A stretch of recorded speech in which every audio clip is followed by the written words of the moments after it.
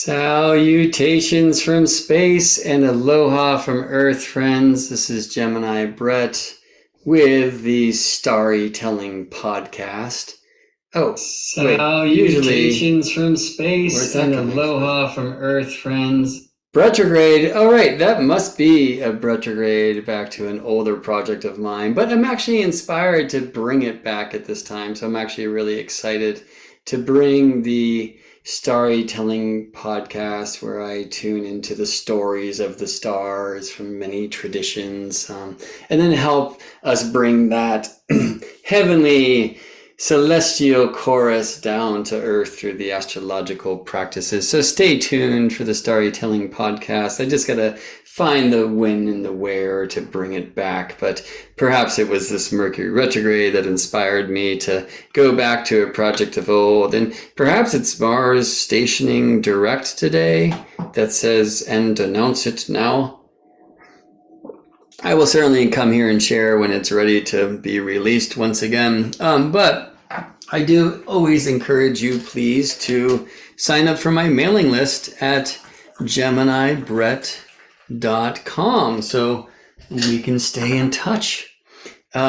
Just in case YouTube severs the connection someday, for example. But while you are here, I would sure love for you to give this video a like if indeed you like it, and share around with fellows star seekers like you and me. So I want to speak today about Jupiter at 0 degrees declination. Yes, you know Mercury is retrograde. Yes, you likely know that Mars, who stationed retrograde on October 30th, 2022, has just recently gone direct at the eye of the bull, Aldebaran, here today on January 12th, 2023. Yes, but let's talk about Jupiter at 0 degrees declination. What might that mean? Let me show a picture or two to you and let us drop in. Welcome to the School of Earth Astrology. So these I like to call the two caduceus staffs of Earth astrology. One on the right you may be well familiar with. This is the picture of the lunar nodes and lunar bendings, or lunar latitude. So you see here, and I'll circle it, like a new moon. Okay, the moon and the sun are the same degree of the zodiac, right? The degree of the zodiac being the plane of Earth and sun, right? Really, we know Earth is orbiting the sun, but from our point of view, it's the sun that circles around us, moving through the constellations and the signs, yes? And every month, the moon and the sun meet for new moon, the synod, the meeting. And typically a new moon like this, the moon and the sun in the same degree, is a no moon, yeah? Unless the moon and the sun align for a new or full moon near the lunar nodes, the places where the path of the moon, the circle of soul, crosses the path of the sun, the circle of spirit, the ecliptic, the heart of the zodiac. Unless we have a new moon or full moon near the nodes, then no eclipse for you, no shadow play for you, and therefore typically a new moon is a no moon. It's not visible, okay? Anyway, every month the moon snakes above and below the path of the sun, which is why we call the north node the dragon's head and the south node the dragon's tail. I can call this place the southern bending, where the moon is most south of the ecliptic, and what we call celestial latitude, the dragon's belly, and over here, perhaps the dragon's back, you see. Okay, now let's check out this other caduceus serpentine staff of Mercury. And this is a picture of the zodiac as expressed through the solar serpent, or declination. Okay, celestial latitude is a measurement north or south of the ecliptic, the plane of Earth's year, the plane of the Earth-Sun relationship, okay? Declination is a measurement north or south of the plane of Earth's day, which is the equator, right? Earth spins on this axis or pole, which defines the cardinal directions north and south. There is a global east and west, okay? And due east of the center of the Earth, where we all connect, that place where we measure astrology from. The ecliptic, the path of the sun from our point of view, the plane of the Earth-Sun relationship, the plane of Earth's year, crosses the equator, the plane of Earth's day, right? So this is a revolution or orbit, the ecliptic, and this is rotation, right? The equator. And the ecliptic crosses the equator from the south to the north at 0 degrees tropical Aries. Equator, equinox, sun. Okay, so like this is an image of the sun ingressing 0 Aries. Okay, 3 months later, the sun gets to 0 Cancer. And that point, 0 degrees tropical Cancer, is right above Earth's Tropic of Cancer. Interesting coincidence. Not a coincidence at all, right? Tropic of Cancer and tropical zodiac, named for Greek tropikos, turnaround, because at that point the sun stops moving north and starts moving south, crossing the equator once again from the north to the south at the Libra equinox point, and then reaching the furthest southern declination at tropical Capricorn, shining above the Tropic of Capricorn. And every year the sun snakes north and south of the Earth day plane, the equator. So you can see how these two relate. The moon snaking north and south of the path of the sun every month, getting 5 degrees north at the northern bending, 5 degrees south at the southern bending, crossing from the south to the north at the north lunar node, crossing from the north to the south at the south lunar node, okay? If we want to bring like the solar serpent or the declinations of the ecliptic or the zodiac into kind of an analog comparison, then 0 degrees Aries is like the north node. And 0 degrees Cancer is like the northern bending. And 0 Libra is like the south node, you see. And 0 Capricorn is like the southern bending. By the way, we combine these two to speak about the lunar standstill cycle, the great 18.6 year cycle configured to north lunar node getting to 0 Aries and therefore northern bending getting to 0 Cancer. So we get 23.5 degrees and 5 degrees in north declination. I just had a meeting with my first ever astrology teacher, Daniel Jamario of the Turning of the Ages Mystery School. And we are going to, in February of this year, co-teach a 3-week workshop on the lunar standstill. So more about that to come. But again, please sign up for my mailing list at GeminiBrett.com to stay tuned. Brett with twin T's, okay, B-R-E-T-T. All right, so, well, what does all this have to do with Jupiter? Jupiter's right here right now. All right, let's head to the charts. Where are the charts?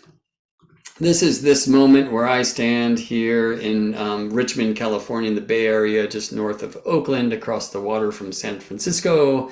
It is currently about 6 p.m. January 12th, 2023, as far as the Gregorian clock time situation is concerned. And it's fun. We have 3.5 Leo rising locally, and you can see Jupiter up here on the trine in the 9th, a place of learning. Fantastic. What I want to show you is this. Yes, Jupiter is not at 0 Aries. Okay, so it would look like Jupiter can't be right there, right above the equator. That's 0 Aries. Jupiter was there on December 20th. And before that as well, Jupiter crossed 0 Aries thrice in recent days. He was at 0 degrees Aries on May 10th. And then Jupiter stationed retrograde at 9th degree Aries on July 28th, 2022. Jupiter then stationed direct here in Pisces.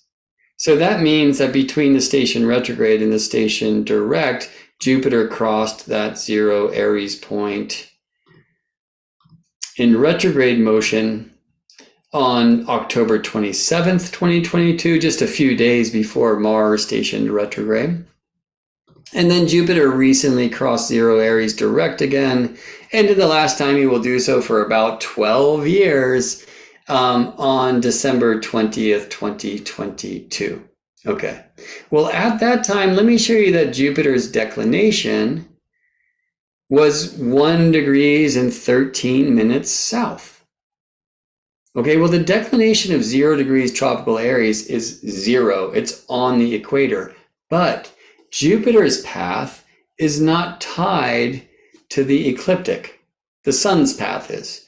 Jupiter, like all planets, has a north node and a south node crossing, and during the course of Jupiter's 11.86 year orbit of Earth's zodiac, crossing north of the ecliptic plane. Jupiter does this in the sign of Cancer. 6 years later, about crossing south of the ecliptic, Jupiter does this in the sign of Capricorn. And it's actually in the sign of Aries where Jupiter reaches the southern bending. Now, unlike the moon, who gets 5 degrees, a little bit more north and south of the ecliptic every month, snaking above and below, Jupiter only gets about a degree above and below. Okay, and he peaks in the sign of Libra, that's like Jupiter's northern bending. And in the sign of Aries, that's like Jupiter's southern bending, okay? So Jupiter at 0 Aries does not mean Jupiter at 0 declination. Today is the day where Jupiter has 0 declination. This is right now.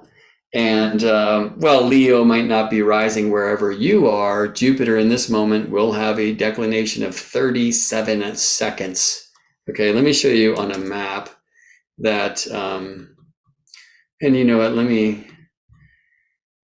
going to tone this down and just show Jupiter and the sun. In this moment, the sun is directly above this particular place on Earth, just off the coast of Australia. All right.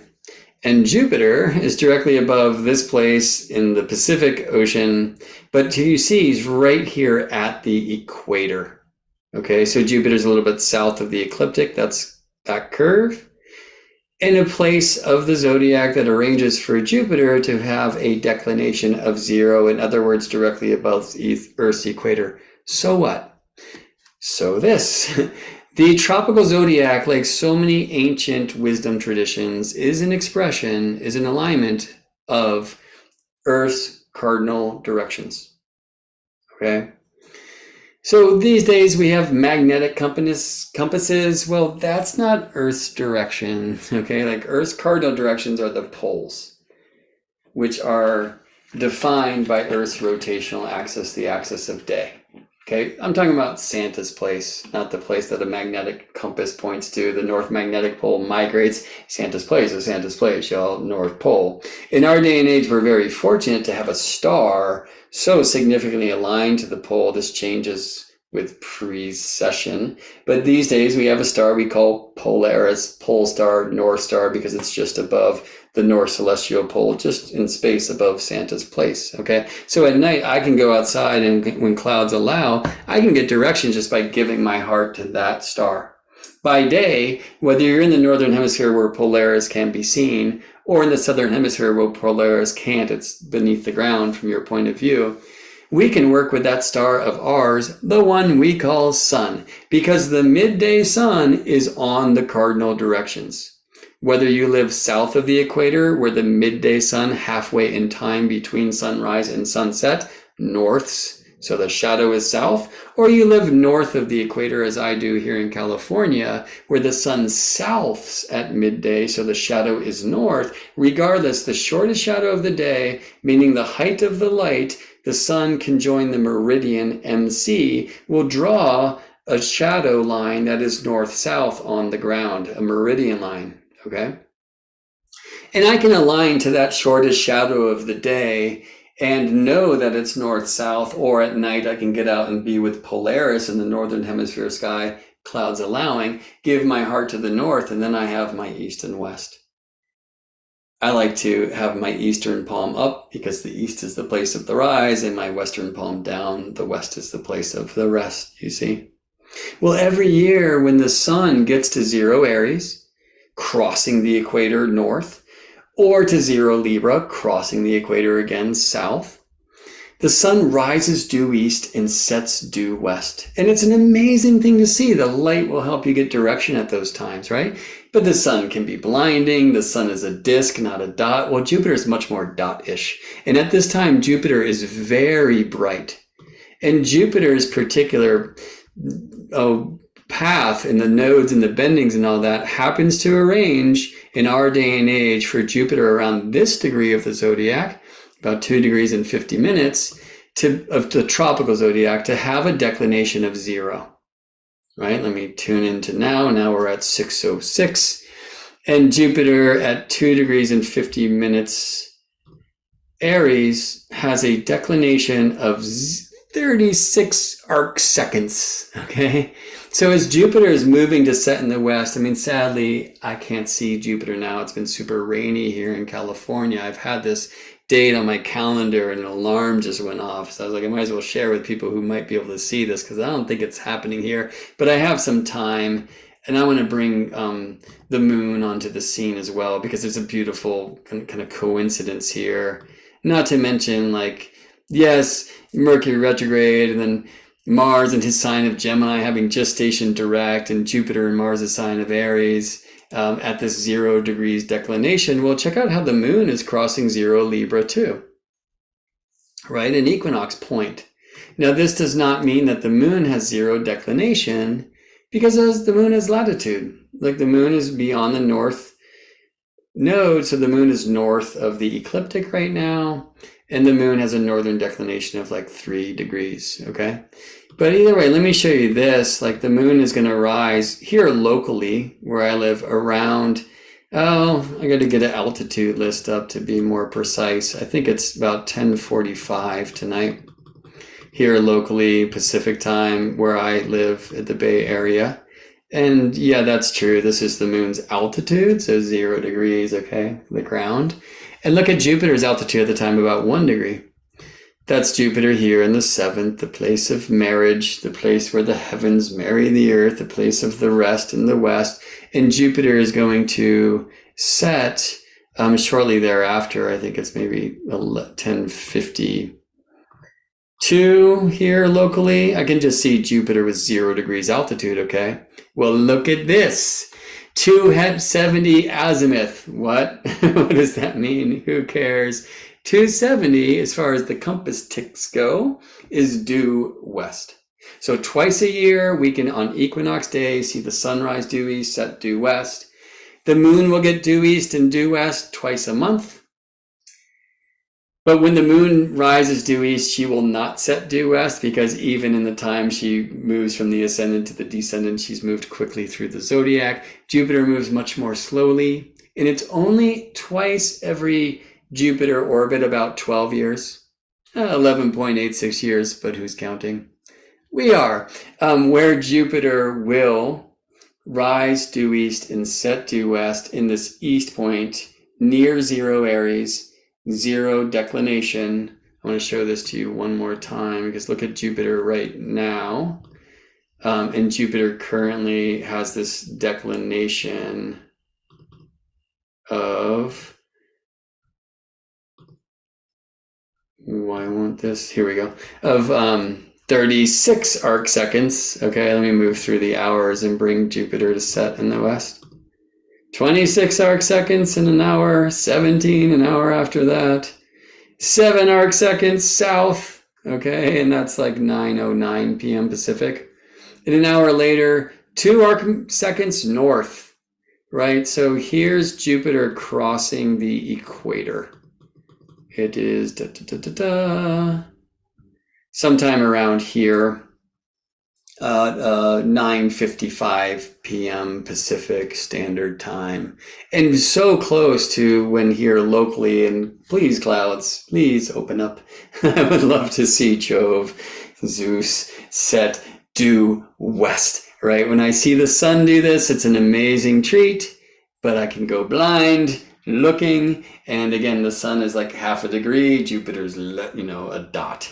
And very bright right now. So wherever you are, I hope you'll go outside if it's still nighttime anyway. And this will work tomorrow. It'll be very close anyway. Get outside maybe around 9 p.m. on your clock. Connect to Jupiter in the, it'll be in the southwest if you live in the northern hemisphere, or in the northwest if you live in the southern hemisphere, but pretty close to due west. And then just watch Jupiter set, and Jupiter's going to bring your heart right to that western place again. Why does the western sky set?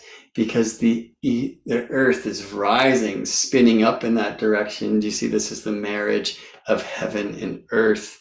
And we are living vows of that ceremony. Jupiter bringing you in alignment with earth directions at this time. And when you get directions, you get astrology, at least tropical astrology, because as I said before, the tropical zodiac, like so many ancient systems of wisdom, is aligned to Gaia's spine, the sword of our stone, the world tree, our rotational axis, and therefore the cardinal directions. Take a picture for me, please. See you in